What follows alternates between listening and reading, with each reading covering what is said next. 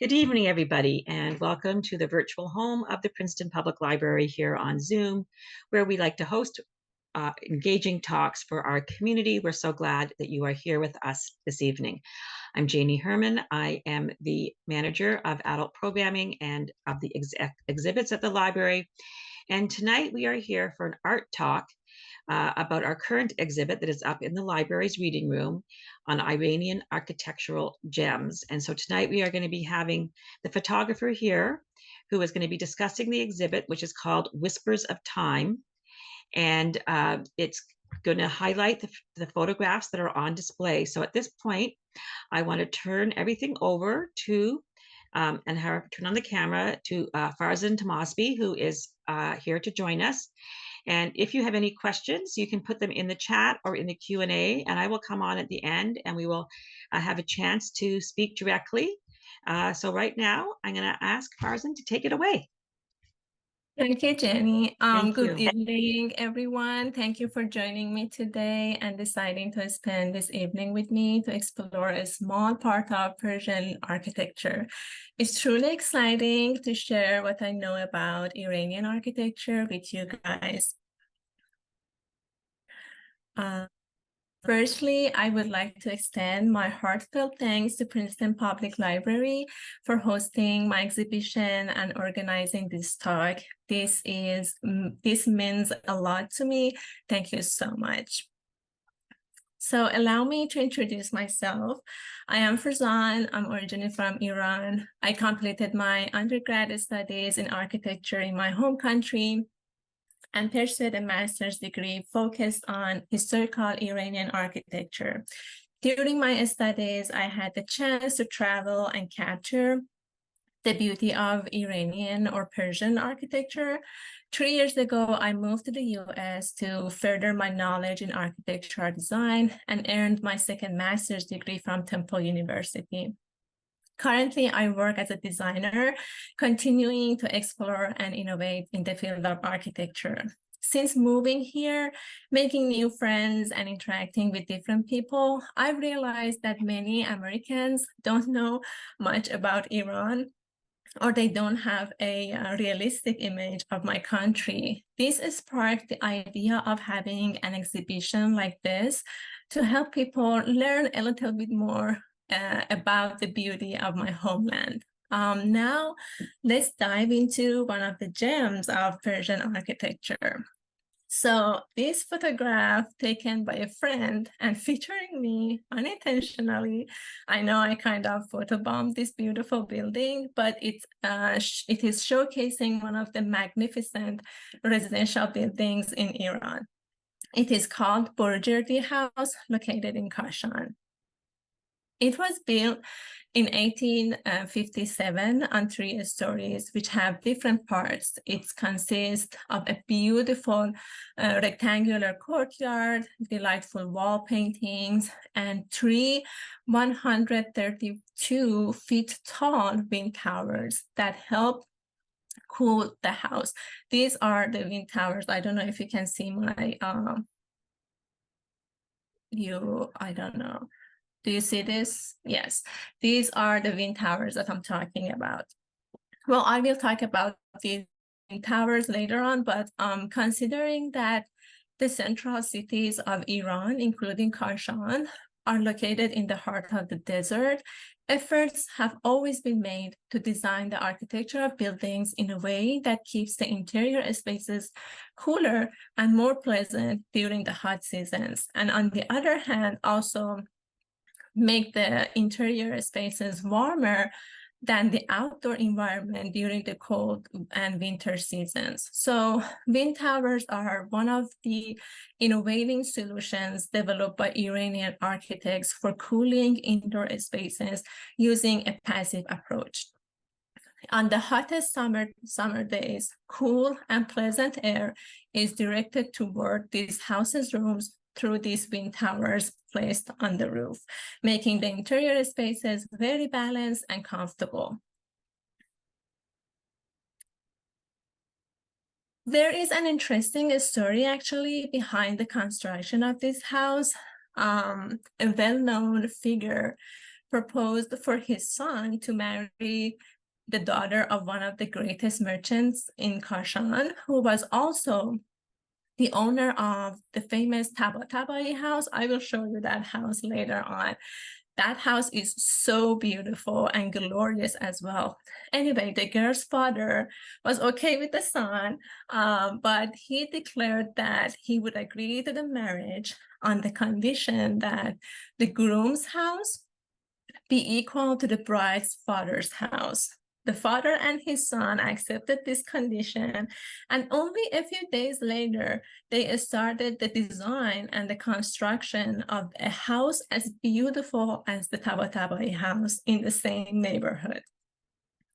They got the most skilled architects, craftsmen, and artists to employ their extraordinary artistry to prepare the most beautiful mansion for the new bride. But they didn't know that building would take a long time to be constructed. The construction of this mansion was not ready for occupancy anytime soon. I mean, by looking at this level of details, I think it's kind of understandable why it took a long time to be constructed. They got married, and since the house was not ready, the bride's father suggested and said, okay, you guys can come and live with me. I have plenty empty rooms, and for the meantime, you can come and live with us. Days, months, and years passed, but the construction of the new building, the new mansion, did not finish. After 7 years of living with the bride's parents, the groom decided to move with his family to a completed part of his mansion, hoping this would expedite the design and construction process. And he also increased the number of workers and craftsmen, like 150 workers were working on this for years. Finally, after 18 years, the construction of the new house was finished. Great figures and artists spent about 2 decades of their lives designing and constructing this mansion. And without any doubt, they left their remarkable genius and creativity in every part of it. And now, more than 100 years after its construction, this mansion is now recognized as a masterpiece of Iranian architecture. The Burjardi house features a stunning stucco work and elaborate frescoes that decorate both the interior and exterior. The most important and main section of the Burjardi house is the summer residence. At its center, it's a dome with beautiful skylights and intricate mogannas decoration. It's basically decorated with delicate sunken relief patterns, and its high arches showcase the artistic craftsmanship and the rich cultural heritage of the era. I still can go on and on about this house, but let's take a look at Tabatabai house. So this is the bride's father's house that I was talking about. A glorious mansion with full of amazing details in design. I won't dive into the details of this house, but I would like to talk about an interesting features in Iranian residential design at that time. These features are called in Persian, Biruni and Andaruni. So let me explain the concept of these two. Biruni refers to the outer part of a house or a building. It is designed for public functions and interactions with guests and strangers. Biruni is accessible to visitors and is the part of the house where guests are entertained. It often includes formal reception rooms like a salon or living room or guest room, and may have a courtyard that is visible to guests. The Biruni is typically more elaborately decorated to impress guests, showcasing the owner's social status and hospitality, like as you can see in these two photos, these two parts of Biruni, and you can see the level of detail that these two have. Biruni also serves as a buffer zone to maintain the privacy of the family, ensuring that the inner private parts of the house remain secluded. And now Daruni. Daruni refers to the inner part of the house, which is strictly private and reserved for family members. Daruni is the private domain of the household where the family lives and carries out daily activities without interference from outsiders. It includes bedrooms, family living areas, private courtyards, kitchens, and other service areas. The Daruni is often designed with comfort and practicality in mind rather than showiness, though it can still be beautifully decorated according to the family's taste. And this is Daruni, part of Tabatabai house. As you can see, it doesn't have that level of design and details, but still it's beautiful and it has its own courtyard as well. This separation between Biruni and Andaruni emphasizes the importance of family privacy and protection from the outside world, reflecting cultural and religious values. The next thing that I would like to talk about is wind towers that I shortly mentioned. So the history of building wind tower catchers or bad gears in Persian in Iran dates back to 4000 BC. So it's a really, really long time ago. There are, as its name says, towers built on the roofs of buildings to provide natural ventilation and cooling in buildings. The function of a wind catcher is to capture the desired wind and direct it into the main rooms of a building, water reservoirs, or cellars. Some wind towers operate through both air movement and also evaporation. In the evaporation method, the airflow after entering the building passes over a small stone pond and fountain, then is directed to other rooms. The room under the wind tower, which contains that pond and fountain, has multiple doors. Whenever a specific room needs to be cooled, the door between that room and the room under wind tower would be opened. To enhance the cooling performance of wind towers and utilize evaporative cooling, other methods have also been used. For example, in the city of Bam, there was a wind tower about 164 feet away from the building, connected by an underground channel. Above this channel, there was a garden, and after watering the garden, the moisture seeps into the walls of the connecting channel, cooling the breeze that flows from the wind tower towards the building. In some cases also, mats, pottery, or bushes were placed over the wind catchers' vents. These are the vents of wind catchers.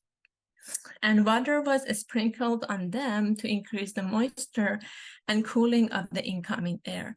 Like before the advent of electric refrigerators, many homes stored food under the wind tower to keep it cool and prevent it from spoiling quickly. In the city of Yazd, one of the arid and hot desert cities of Iran, there is a garden called Dolatabad Garden, built in the 18th century. The first time that I visited this garden, I was really amazed how such a beautiful and green garden could emerge from the heart of the desert. I just found this video that I'm going to play for you guys. I don't know if I can actually. No way. Oh, that's a shame. I just wanted to show you the difference between the city fabric and the garden to see how the city fabric of Yazd doesn't have like much greenery in it.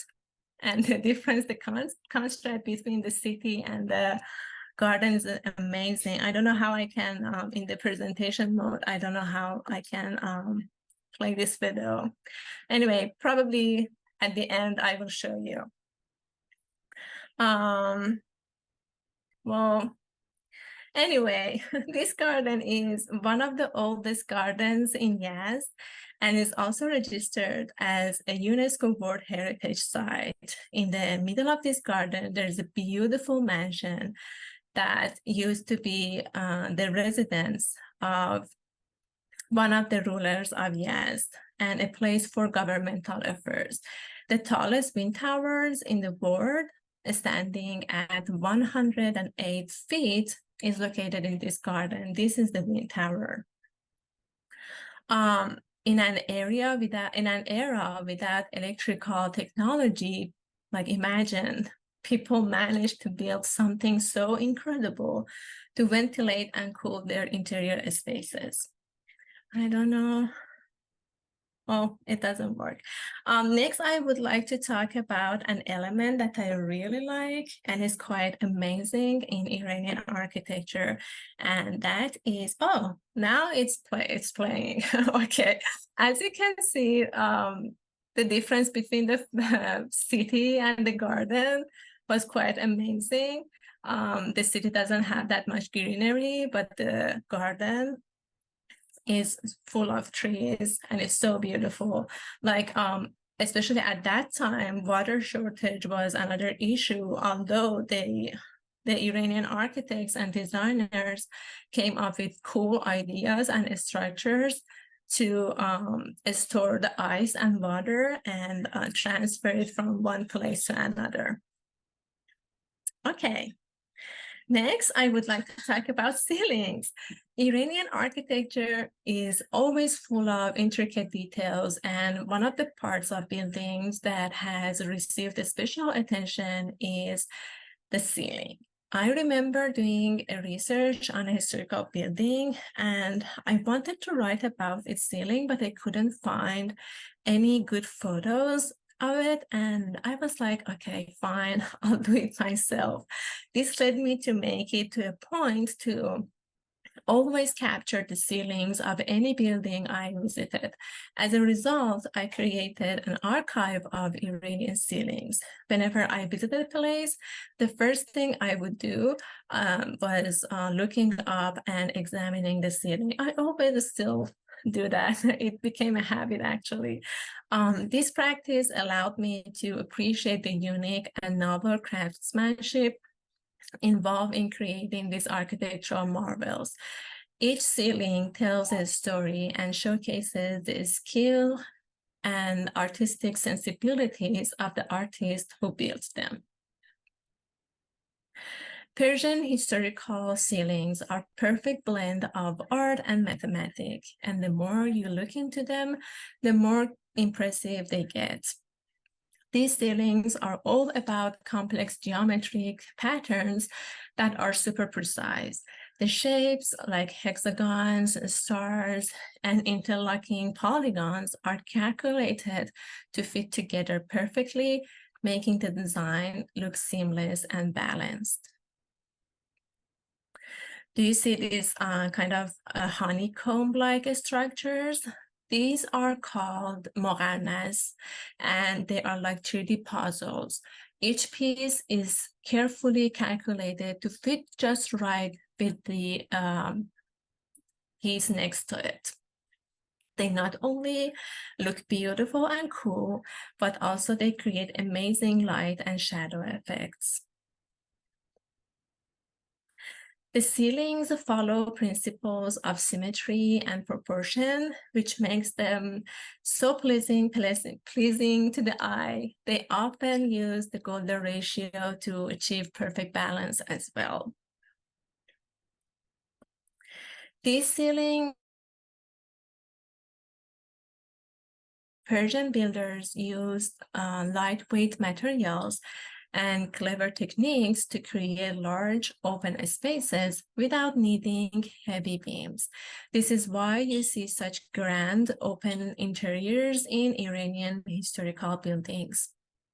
Persian architects built on centuries of knowledge, mixing traditional techniques with their own innovations. They had a deep understanding of geometry, astronomy, and mechanics, allowing them to create ceilings that are still awe-inspiring today.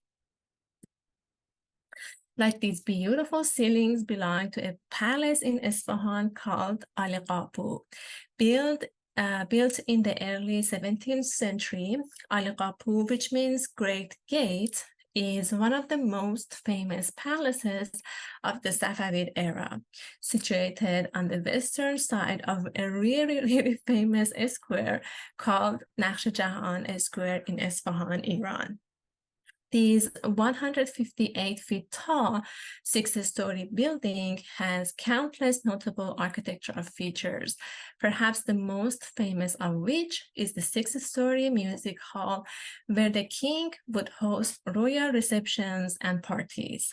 It is an example of low-tech acoustic genius. In the music hall, musicians would play traditional Persian instruments to entertain the king and his guests.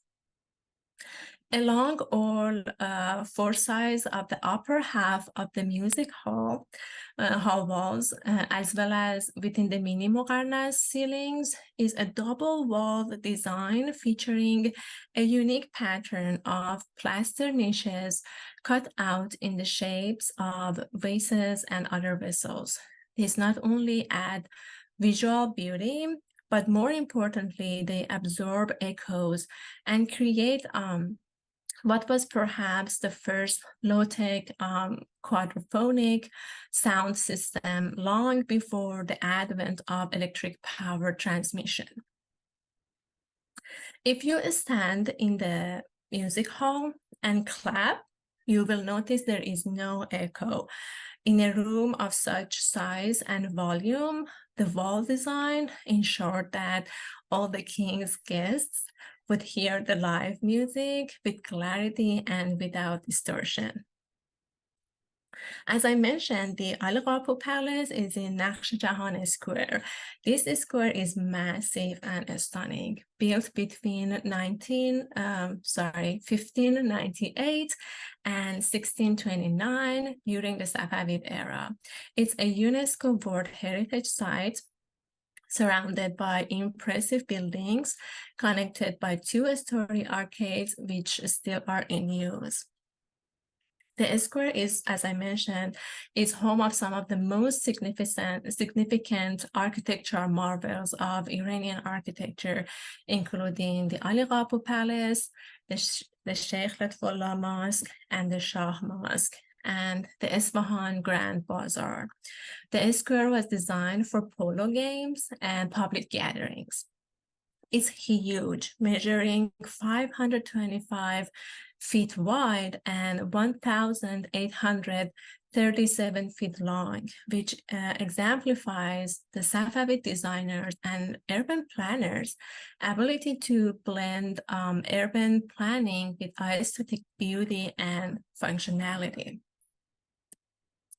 The layout and the buildings around it are strategically positioned to highlight the central role of the square in social, commercial, and religious life. So, we talked about ceilings and how mathematics is used to create those wonderful geometries, but the same is true for brickworks in Persian architecture. Iranian architects took bricklaying to a whole new level using precise mathematical calculations to create intricate patterns and designs. Just like with ceilings, the brickwork often features complex geometric patterns that are both beautiful and functional. For instance, they use different brick sizes and shapes to create detailed reliefs and intricate facades. This technique, called kufi, as you can see in these two photos, involves laying bricks in patterns that sometimes include calligraphy or geometric designs. It's like turning a wall into a giant piece of art. Another cool design or technique is bazaar, which means thousand weavings. Is a method where bricks are laid in patterns that create a woven appearance. This not only look amazing, but also adds structural strength to the walls. These brickwork techniques weren't just to show the beauty, they also had practical purposes. For example, the intricate patterns could help with temperature regulation, keeping buildings cooler in hot climates.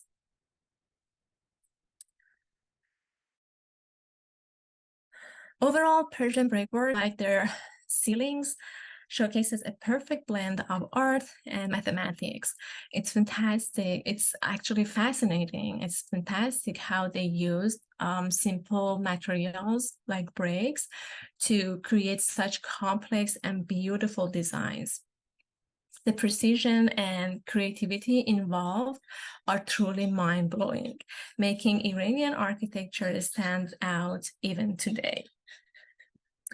To wrap up our journey through Iranian architecture, let's take a look at Kolah Duzha House in Yazd, Iran, from the Qajar era. It was built in 1887, and this house is one of the hundreds, if not thousands, of examples where all the elements that we've talked about tonight come together in a single structure. This house showcases intricate brickwork, stunning stucco work, beautiful geometric and floral patterns, as you can see, beautiful courtyard, fine wind towers, and innovative architectural techniques that define Persian architecture. This 5-story house is constructed with clay, brick, plaster, and wood, with residential spaces arranged around a central courtyard. The southern part of the house features a beautiful hall adorned with fine mirrorwork, as you can see in this photo. The northern wing includes a central room with 2 flanking rooms, all decorated with amazing plasterwork. Throughout the house, you'll find detailed stucco work and other decorative elements with floral and geometric patterns. These intricate details reflect the high level of craftsmanship and artistic skills of the period. The Kolah Duzha House is one of the rich architectural heritage combining beauty, functionality, and innovation. It's a fantastic example of how Iranian architects used their deep understanding of mathematics, geometry, and engineering to create structures that are not only visually stunning, but also highly functional. Thank you so much. This was the end of our journey. Thank you again for joining me tonight. I really appreciate it. I would like to say thank you in my language, Persian, which would be Sepasguzaram. You can follow me on Instagram, or I would be more than happy to connect with you on LinkedIn. Or if you have any question, please don't hesitate to reach out me by email. And if you have any other question now, I would be more than happy to answer.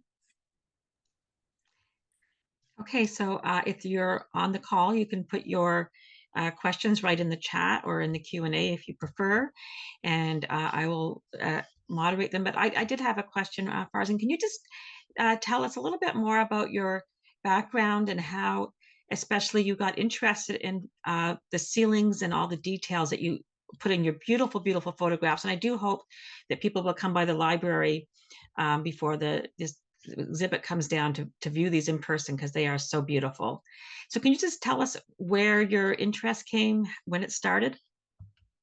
Well, I don't know, when you live in Iran, everywhere that you look, it's just like amazing historical architecture. Like I don't think there is a city that when you go and travel, you won't like see any historical buildings. So I don't know, it's naturally kind of attract you to go and like see and observe like what is going on in these buildings. And I mean, I was fortunate to like be in touch with these kind of buildings. I lived in Isfahan for a really long time. So, and Isfahan is a really historic city full of like 100,000 historical buildings. So I don't know, I was fortunate to be able to like go and just be in these buildings like freely.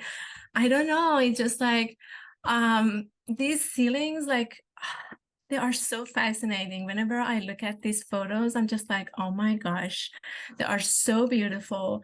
I mean, the how precise there are. I mean, this is for me, I don't know for you guys, but for me, it's mind blowing. Without computers, like without like calculation, like I know calculators, like they could do something really Mhm. amazing just by hand without any 3D modeling, without anything. So that makes me like so fascinated about these structures all the time still. Yeah, I mean, I had no idea until you put this exhibit up about the amount of detail that was especially in the ceilings and the geometry. I mean, they almost look like they Exactly. are something that was modeled 3D, or something that you'd find in like one of those like, coloring books. So we did have a question from Exactly. somebody who was wondering what the sticks were that extended out of the tower. So some of the towers that you showed had sticks coming out of them. Oh, they are for a structure. So because these things go back like these sticks. I mean, I assume you're asking because Yeah. these towers are really tall to keep them. It's just like a small beams to keep them strong and straight. So it has a structural reasons basically. Okay. I thought maybe they were like to keep birds away or something. I don't know why I was thinking that. So it's a structural element. And then someone else had Yes. another question about the wind towers. They were wondering, do they still function as initially intended, or are they more now just a visual element of the architecture? They still function perfectly fine. Like when I visit this garden, you cannot believe the room under the wind tower was so cold. I was just like shivering. I just needed some warm clothes. So no, they are still functioning perfectly fine. And So do I mean, they it's a shame that we don't use these methods and techniques today. Like these are like passive, like if you study architecture, these are passive approaches that you can use for designing, but we spend all this electricity to like cool and balance our interior spaces. But these structures like easily do it without any help. They are are, quite amazing. are there other countries in the Middle East that have something similar to the wind towers, or is that I just think simply I think Arabs countries also have the same thing because I mean the history of my country. I mean Iran was a really large country and a lot of neighbors countries of Iran. Today Iran was a part of the Emperor of Persian, so they also have the same design. Yes. but so do they install modern air conditioning now when they I guess build? so. I guess they still use. Yeah. Yeah. Yeah. We have comments coming in from the audience saying that these structures are genius and beautiful, and everybody's really impressed, um, both with your photography and with the how you chose to represent what has there. That it's just really beautiful photography. But now Yes. you're are you a self-taught photographer, or is that your full-time career? Do you have other Oh, wow. Well, I mean, it's a shame that I don't do photography often these days because I'm so busy with my current job. But anyway, I just wanted to add another thing. This photo here that you can see is the behind of the wind tower of Dolatabad Garden. Like, if you look into this wind tower from under it, it would Hmm. be the view of this. This is what you can see, Oh, so which that's is the quite inside of the wind amazing. tower. Exactly. It's quite amazing. Wow.